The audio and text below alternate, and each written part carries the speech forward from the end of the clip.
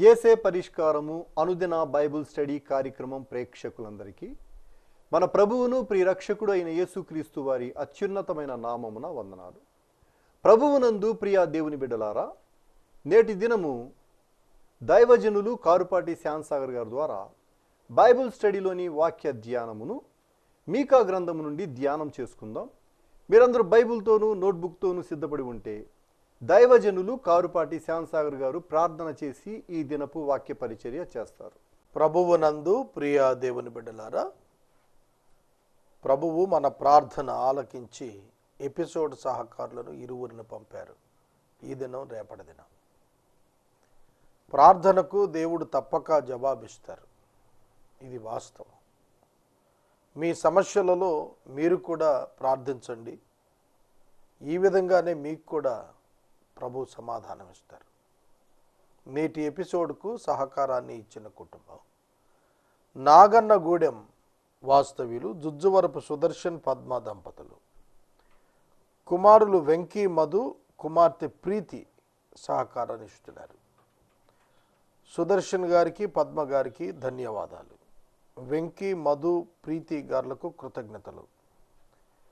దేవుడు ఈ కుటుంబాన్ని దీవించాలని ప్రార్థిద్దాం.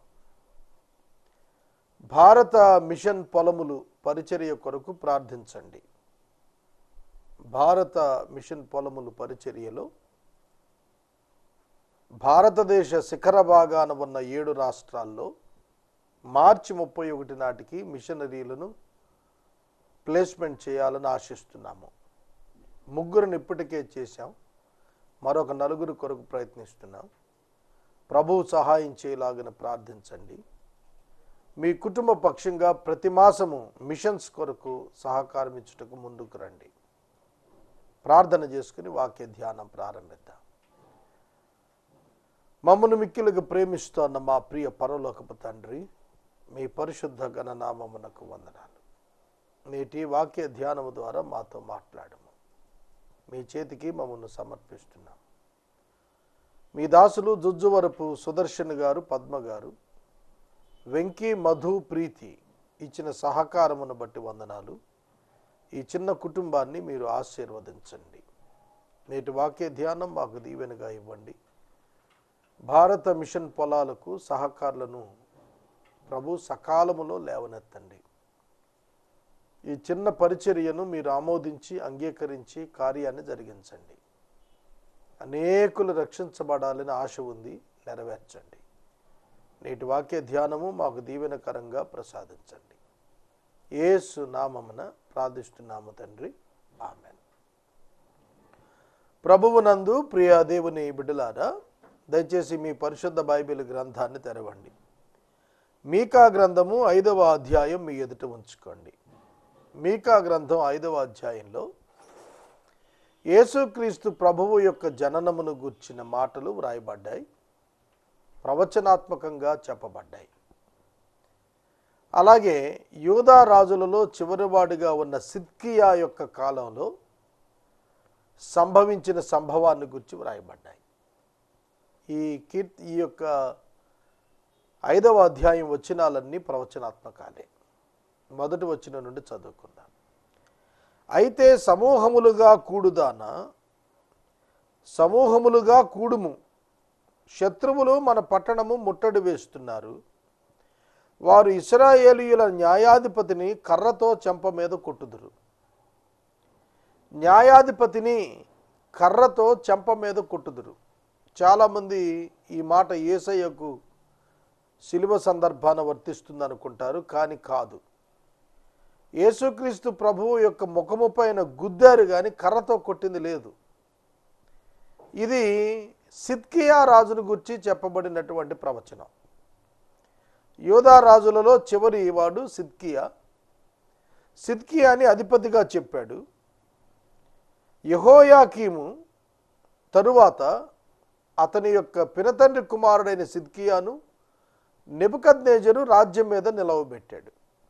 రాజుల 2వ గ్రంథము 24వ అధ్యాయం 15వ వచనంలో ఈ మాటలున్నాయి.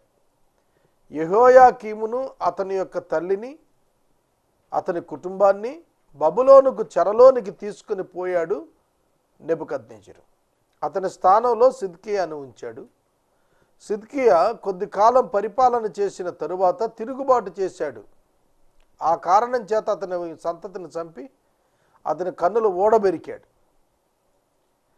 కనుక ఇది న్యాయాధిపతిని కర్రతో చెంప మీద కొట్టుట అనేటువంటి మాట యూదా రాజ్యంలో జరగబోతున్న ప్రవచనంగా చెప్పాడు మీకా.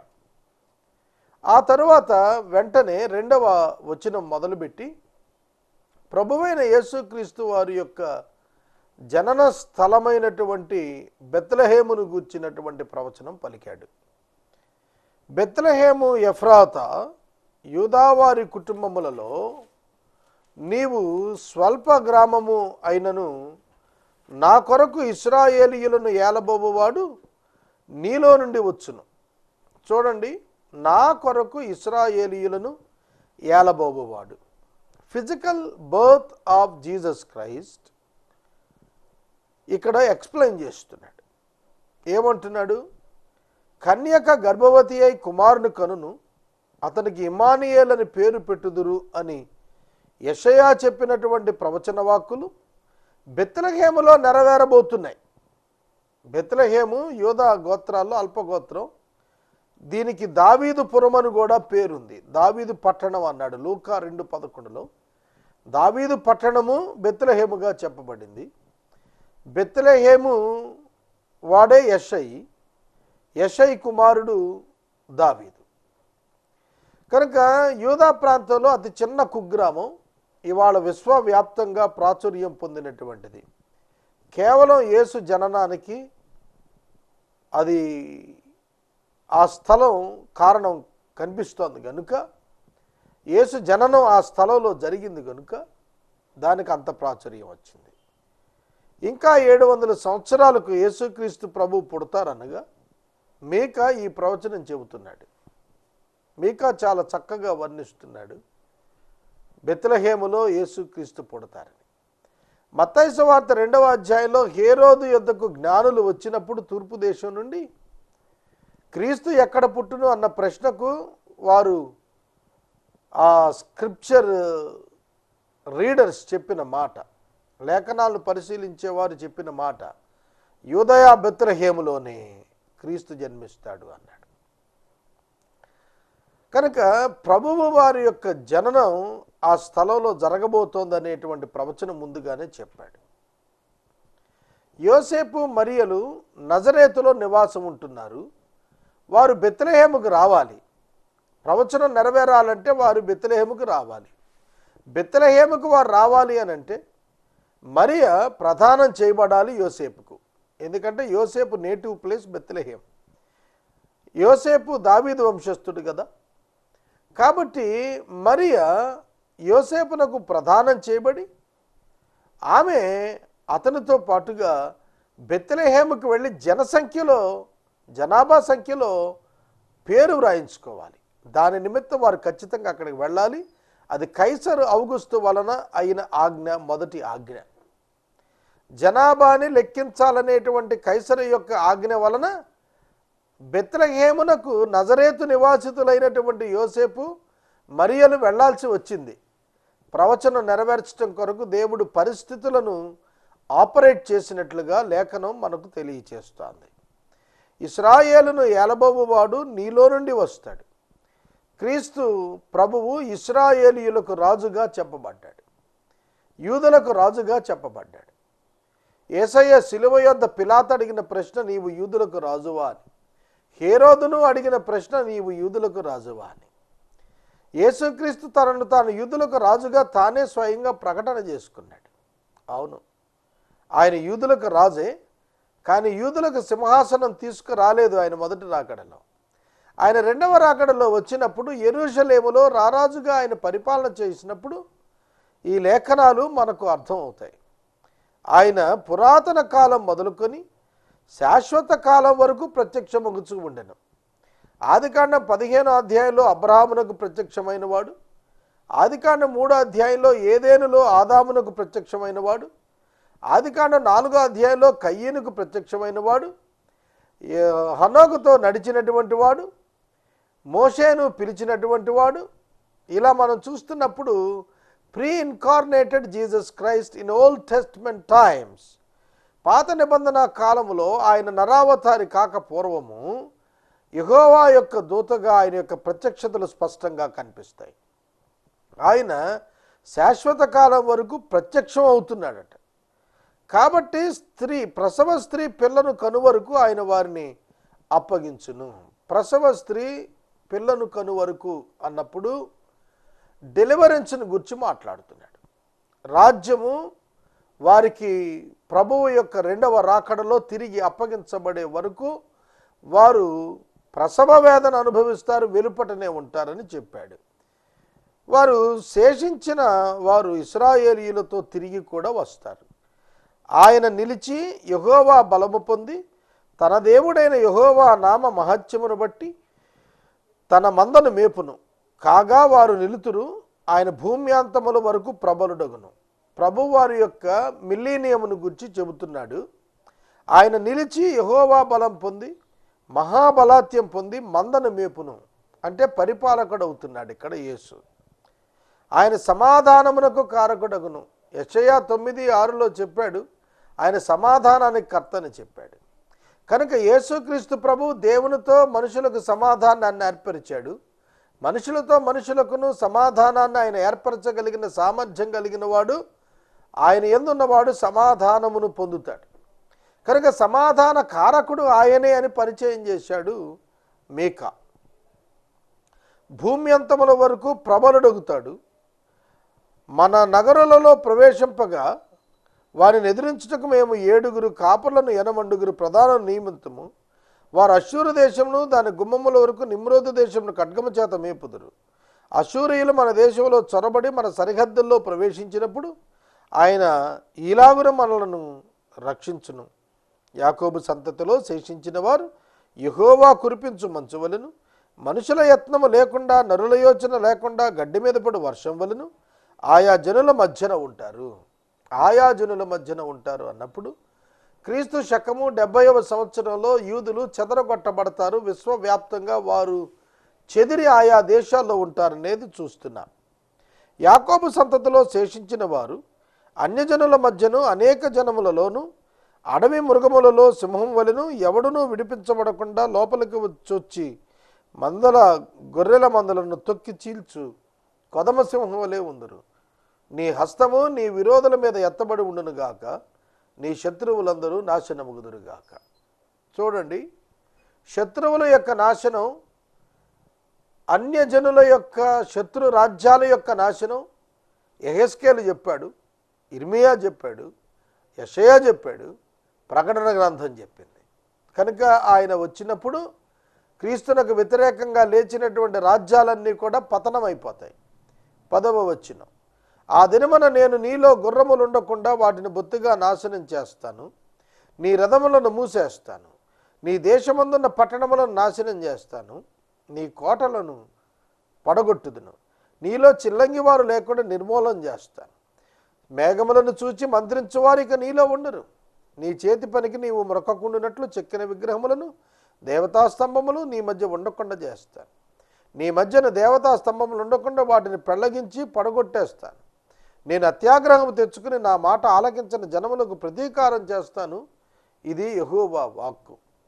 ఇశ్రాయేలు జనాంగం అశ్షూరునకు, యూదా జనాంగం బబులోనుకు చెరకు వెళ్ళినది మొదలు వారు తిరిగి ప్రభువు యొక్క మరణానంతరము దేశవ్యాప్తముగా ప్రపంచవ్యాప్తముగా చెదరగొట్టబడిన అనంతరము, అలాగే ట్రిబులేషన్ శ్రమల కాలంగా చెప్పబడినటువంటి 7 సంవత్సరాల చివరి కాలంలోనూ వారు తమ యొక్క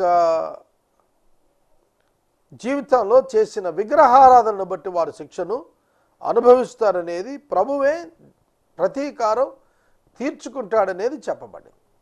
6వ అధ్యాయానికి వద్దాం. యెహోవా మాట సెలవిచ్చి, యెహోవా ఈ మాట సెలవిచ్చుచున్నాడు, ఆలకించండి. నీవు వచ్చి పర్వతాలను సాక్ష్యం పెట్టి వ్యాజ్యమాడు, కొండలకు నీ స్వరం వినబడనిమ్ము. తన జనుల మీద యెహోవాకు వ్యాజ్యం కలదు. ఆయన ఇశ్రాయేలీయుల మీద వ్యాజ్యమాడుతున్నాడు. నిశ్చయములై భూమికి పునాదులుగా ఉన్న పర్వతములారా, యెహోవా ఆడు వ్యాజ్యం ఆలకించండి. నా జనులారా నేను మీకేమి చేసి తిని మిమ్మల్ని ఎలాగో ఆయాసపరిచితిని అది నాతో చెప్పండి. దేవుడు ఇశ్రాయేలీయులతో వ్యాజ్యం ఆడుతున్నాడు. ఆయన అడుగుతున్న ప్రశ్న, ఏ విధంగా నేను మీకు బాధను కలుగు చేశాను? మిమ్మల్ని నేను విడిపించిన వాడుగానే ఉన్నాను, ఆదరించిన వాడుగున్నాను, పోషించిన వాడుగున్నాను, సంరక్షించిన వాడుగున్నాను. అయితే మీరు నా మీద నింద వేస్తున్నారు. ఏ విధంగా నేను మిమ్మల్ని నాశనం చేశాను? ఇది ప్రభువుకు ప్రతివాడు యూదుడు జవాబు చెప్పాల్సింది. ఐగుప్తు దేశంలో నుండి నేనే రప్పించాను, దాస్యగృహంలో నుండి నేను విడిపించాను, మిమ్మల్ని నడిపించడానికి మిరియాము, అహరోను, మోషేలను పంపించాను.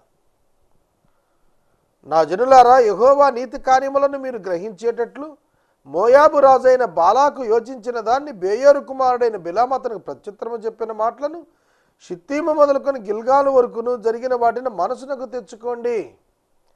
చూడండి, ఇది ఇశ్రాయేలీయుల యొక్క అరణ్య యాత్రలోని ఒక భాగాన్ని సూచిస్తోంది. బిలాము అనేటువంటి ప్రవక్త, బేయోరు కుమారుడైన బిలాము బాలాకు రాజు చెప్పినటువంటి మాట చొప్పున అతని ధనానికి ఆశపడి ఇశ్రాయేలీయులను శపించటం కొరకు పర్వతం ఎక్కాడు. కానీ ప్రభు అతని నోట దీవెన వచనం ఉంచాడు. శాపవచనం పలుకక పలుమార్లు దీవెన వచనం పలికెట్టుగా దేవుడే చేశాడు. రాజు దాన్ని అర్థం చేసుకోలేకపోయాడు. ఈ బిలాము ప్రవక్తతోనే దేవుడు గాడిద చేత మాట్లాడి బుద్ధి కలిగించాడు. కనుక మీరు ఒక్కసారి మీ చరిత్ర జ్ఞాపకం చేసుకోండి. నేను బిలామునకు బుద్ధి చెప్పిన సంగతిని కూడా జ్ఞాపకం చేసుకోండి అన్నాడు. 6వ వచనం, ఏమి తీసుకుని వచ్చి నేను యెహోవాను దర్శిస్తాను, ఏమి తీసుకుని వచ్చి మహోన్నతుడైన దేవుని సన్నిధిని నమస్కారం చేస్తాను, ఈ దహన బలులను ఏడాది దూడలను అర్పించి దర్శిస్తానా? వేల కొలది పొట్టేళ్ళు, వేలాది నదులంత విస్తారమైన తైలం ఆయనకు సంతోషం కలిగిస్తుందా? నా అతిక్రమమునకై నా జ్యేష్ఠపుత్రుని నేను ఇస్తానా? నా పాప పరిహారముకు నా గర్భఫలాన్ని ఇస్తానా? మనుషుడా, ఏది ఉత్తమమో అది నీకు తెలియచేయబడి ఉన్నది. న్యాయముగా నడుచుకున్నటయు, కనికరమును ప్రేమించుటయు, దీన మనసు కలిగి నీ దేవుని ఎదుట ప్రవర్తించుటయు, ఇంతే గదా యెహోవా నిన్ను అడుగుచున్నాడు. 6వ వచనం నుండి 8వ వచనం వరకు మధ్య, ఏమి తీసుకొని యెహోవా యొద్దకు నేను వచ్చి ఆయన దర్శిస్తాను? ప్రశ్న, దేని తీసుకొని రాగలుగుతాం? ఆయన మన యొద్ద నుండి ఏం పొందాడు?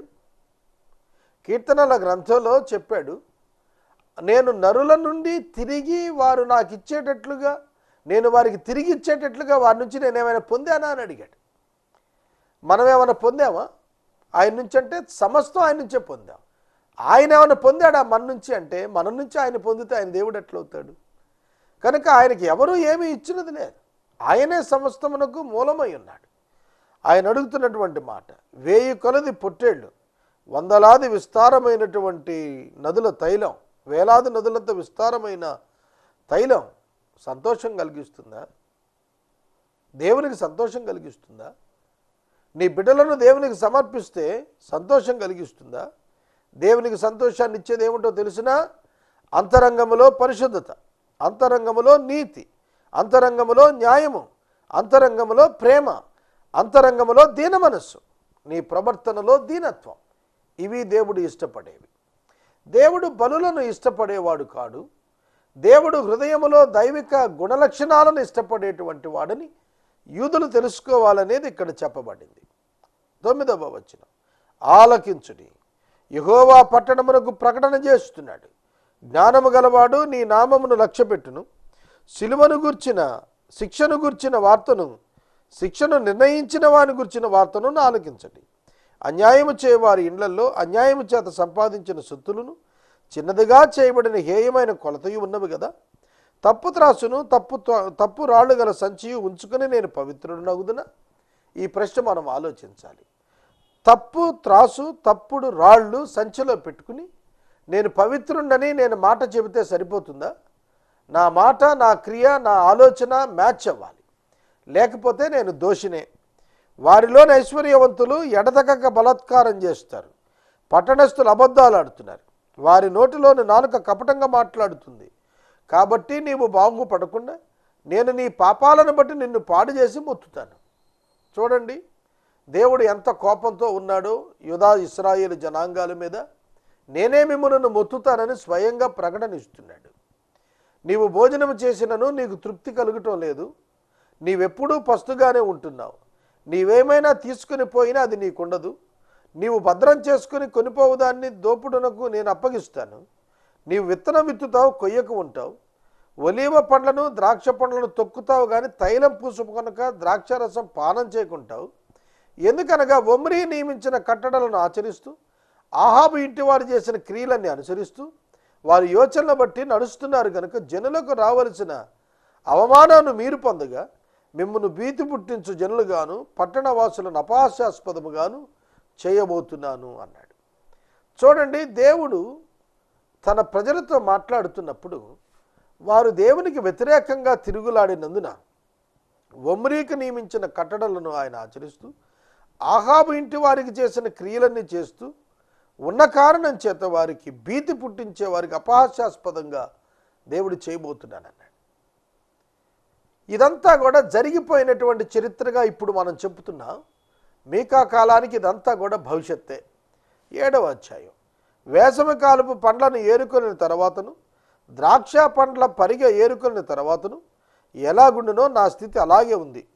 ద్రాక్ష పండ్ల గెల ఒకటి లేకపోయాను, నా ప్రాణమునకు ఇష్టమైన ఒక కొత్త అంజూరపు పండైనను లేకపోయాను. భక్తుడు దేశంలో లేకపోయాను, జనులలో యథార్థపరుడు ఒక్కడునూ లేడు. అందరూ ప్రాణహాని చేయుటకు పొంచి ఉండువారే. ప్రతి మనుషుడు కిరాతకుడై తన సహోదరుని మీద వలలు వగ్గును. 2 చేతులతోనూ కీడు చేయ పూనుకుందురు. అధిపతులు బహుమానం కోరుతారు, న్యాయాధిపతులు లంచం కోరుతారు. గొప్పవారు మోసపు కోరిక తెలియజేస్తారు. అలాగన వారు ఏకపట్టుగా ఉండి దాన్ని ముగించేస్తారు. ఇశ్రాయేలీయులు యూదావారి యొక్క కాలాల్లో వారు చెరకు వెళ్ళేటువంటి పరిస్థితులను ఇక్కడ ఎక్స్ప్లెయిన్ చేస్తూ న్యాయాధిపతులు లంచగాళ్ళు, అధిపతులు బహుమానాలు కోరేవాళ్ళు, ధనవంతులు మోసపు కోరికలు తెలియచేసేవాళ్ళు ఉన్నారన్నాడు. ఆనాడే కాదు, ఇట్టివారు ఈనాడు కూడా ఉన్నారు. వీరికి శిక్ష తప్పదు. వారిలో మంచివారు ముండ్ల చెట్టు వంటి వారు, యథార్థవంతులు ముండ్ల కంచె వంటి వారు ముండ్లు ముండ్లుగా ఉంటారు. నీ కాపరుల దినము, నీవు శిక్షనందు దినము వస్తోంది. ఇప్పుడే జనులు కలవరపడుచున్నారు. స్నేహితుని యందు నమ్మిక ఉంచవద్దు, ముఖ్య స్నేహితుని నమ్ముకొనవద్దు. నీ కౌగిటిలో పండుకొని ఉన్న దాని ఎదుట నీ పెదవుల ద్వారమునకు కాపు పెట్టుము. ఇశ్రాయేలీయులు అప్పగించబడేటప్పుడు స్నేహితుడు కానివాడనేది లేదన్నాడు. అలాగే ప్రభువారు మత్తయి సువార్త 24వ అధ్యాయంలో శిష్యులకు కాలాంతమును గూర్చిన విషయాలు చెబుతున్నప్పుడు సహోదరుడు సహోదరుని అప్పగిస్తాడు, తల్లిదండ్రులు బిడ్డలను, బిడ్డలు తల్లిదండ్రులను అప్పగించేస్తారు అన్నాడు. అది మహాశ్రమల ట్రిబులేషన్ పీరియడ్లో జరిగేటువంటి కార్యం. అందుకే అత్త మీదకు కోడలు, కోడల మీదకి అత్త, ఇంటి వారిలో వారికి వారే విరోధులు అవుతారన్నాడు. అది ఈ కాలంలో మనం స్పష్టంగా చూస్తున్నాం. 7వ వచనం. అయినను యెహోవా కొరకు నేను ఎదురు చూస్తాను, రక్షణకర్తయగు నా దేవుని కొరకు నేను కనిపెట్టుకుని ఉంటాను. నా దేవుడు నా ప్రార్థన ఆలకిస్తాడు. గమనిస్తున్నారా? ఇటువంటి వ్యతిరేక్త పరిస్థితుల మధ్య మీకా యొక్క నిరీక్షణ గొప్పది. నా ప్రభువు కోసం ఎదురు చూస్తున్నా, నా ప్రభువు కొరకు నేను కనిపెడుతున్నా, నా ప్రభువు నా ప్రార్థన ఆలకిస్తాడు. వ్యతిరేక పరిస్థితుల్లో నీ భక్తిని కోల్పోవద్దు, నీ యొక్క విశ్వాసాన్ని కోల్పోవద్దు. శ్రమ వచ్చినా స్థిరంగా నిలబడటం నేర్చుకో. మీకా అలా నిలబడ్డాడు, ఆశీర్వదించబడ్డాడు. నా శత్రువా నా మీద అతిశయించబడద్దు, నేను క్రింద పడినా తిరిగి లేస్తాను. నేను అంధకారమందు కూర్చున్నను, యెహోవా నాకు వెలుగుంటాడు. నేను యెహోవా దృష్టికి పాపం చేశాను కనుక ఆయన నా పక్షాన్ని వ్యాజ్యమాడి నా పక్షాన్ని న్యాయం తీర్చే వరకు కోపాగ్నిని నేను సహిస్తాను. ఆయన నన్ను వెలుగులోనికి తీసుకుని వస్తాడు. యూదుల యొక్క పాపాన్ని బట్టి వారిని ఖండించినా, వారిని శిక్షించినా, వారికి నిరీక్షణ పితరులకు ఇచ్చినటువంటి వాగ్దానాలు చొప్పున దేవుడు నిలిపే ఉంచాడు. అవి వారు అనుభవించనై ఉన్నారు. నేను పడినను లేస్తానన్నాడు, నా శత్రువు దాన్ని చూస్తాడన్నాడు. నీ దేవుడైన యెహోవా ఎక్కడని నాతో అన్నది అవమానం పొందుతుంది, అది నా కండ్లకు అగపడును. ఇప్పుడు అది వీధిలో ఉన్న బురదలో తొక్కబడుతుంది. నీ గోడలు మరలా కట్టించు దినం వస్తోంది, అప్పుడు నీ సరిహద్దు విశాలపరచబడుతుంది. మరలా తిరిగి రాజ్యంగా యూదులు ఏర్పడినప్పుడు వారి సరిహద్దులు విశాలం అవుతాయి. ఆ దినమందు అష్షూరు దేశమందు, ఐగుప్తు దేశమందు, ఐగుప్తు మొదలుకొని యూఫ్రటీసు నది వరకు ఉన్న ప్రదేశమంతటి నుండి ఆయా సముద్రముల మధ్య ప్రదేశముల నుండి, ఆయా పర్వతముల మధ్య దేశముల నుండి జనులు నీ యొద్దకు వస్తారు. యెషయా గ్రంథం 60వ అధ్యాయంలో చెప్పబడినటువంటి లేఖనాలే ఇక్కడ కూడా చెబుతున్నాడు. రెస్టారేషన్ ఆఫ్ ఇజ్రాయెల్ బ్యూటిఫుల్గా జరుగుతుంది, అదే చెప్పాడు. అయితే దేశ నివాసులు చేసిన క్రియలను బట్టి దేశం పాడవుతుంది. నీ చేతికర్ర తీసుకుని నీ జనులను కర్మేలుకు చేరిన అడవిలో ప్రత్యేకంగా నివసించి నీ స్వాస్థ్యపాన్ని మేపుము. బాషానులోను గిలాదులోను వారు పూర్వకాలమున మేసినట్టు మేయుదురు. ఐగుప్తు దేశములో నుండి నీవు వచ్చినప్పుడు జరిగినట్లుగా నేను జనులకు అద్భుతాలను కనబరుస్తాను. అన్యజనులు అది చూచి తమకు కలిగిన బలమంతా కొంచెమని సిగ్గుపడి నోరు మూసుకుంటారు. వారి చెవులు చెవిడెక్కిపోతాయి. సర్పములాగను వారు మన్ను నాకుతారు. భూమి మీద ప్రాకు పురుగుల వలె తమ ఇరువులలో నుండి వణికి ప్రాకి వస్తారు. మన దేవుడైన యెహోవా యొద్ద భయపడుచూ వచ్చెదరు. నిన్ను బట్టి భయమునందుతారు. తన స్వాస్థ్యములో శేషించిన వారి దోషాన్ని పరిహరించి వారు చేసిన అతిక్రమముల విషయమై వారిని క్షమించు దేవుడు అయిన నీతో సముడైన దేవుడు ఉన్నాడా? ఈ ప్రశ్న ఎన్ని రోజులైనా మాట్లాడచ్చు. ఆయనతో సమమైనటువంటి దేవుడు, క్షమించే సిద్ధ మనసు కలిగిన దేవుడు చరిత్రలో ఎక్కడ ఎవరికీ కనపడలేదు. ఎంఎం కీరవాణి అనేటువంటి మ్యూజిక్ డైరెక్టర్ యేసుక్రీస్తు ప్రభువును గురించి రాస్తున్నటువంటి మాట ఫేస్బుక్లో చూశాను నేను. పాపుల కొరకు ప్రాణం పెట్టిన ఇంతటి ప్రేమ కలిగిన దేవుడు మరొకడు ఉన్నాడా అని ప్రశ్నించాడు. అవును, వాస్తవం. యేసుక్రీస్తు ప్రభువును దేవునిగా అన్యులు ఈ దినాన గుర్తించగలుగుతున్నారు. మరలా ఆయన మన యందు జాలి పడతాడు, మన దోషాలను తొలగిస్తాడు, పాపాలను సముద్రపు అగాధంలో వేస్తాడు. పూర్వకాలమున మా పితరులైన యాకోబు అబ్రహాములకు చేసిన ప్రమాణమును, సత్యమును, కనికరమును నీవు తిరిగి అనుగ్రహిస్తావు. గ్రహించండి, యూదులు తిరిగి సమకూర్చబడతారు అనేటువంటిది ప్రవచనాలు చెబుతున్నాయి. ఆ విధంగానే సమకూర్చబడ్డాయి. పారసీక రాజైన కోరేషు కాలంలో సమకూర్చబడ్డాయి.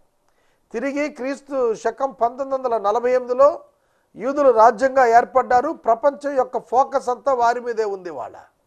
అంతేకాదు మహాశ్రమల అనంతరం తిరిగి వారు కూర్చబడతారు. ఇది కూడా ప్రవచనమే.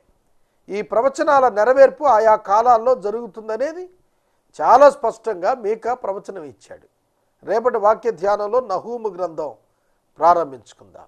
ఎపిసోడ్ సహకారులు కావాలి, ముందుకు రమ్మని మనవి చేస్తున్నాను. నేటి వాక్య ఉపదేశమునకు సహకారులు నాగన్నగూడెం వాస్తవ్యులు జుజ్జువరపు సుదర్శన్ పద్మగారులు, వెంకీ, మధు, ప్రీతి సహకారం ఇస్తున్నారు. దేవుడు ఈ కుటుంబాన్ని దీవించును గాక.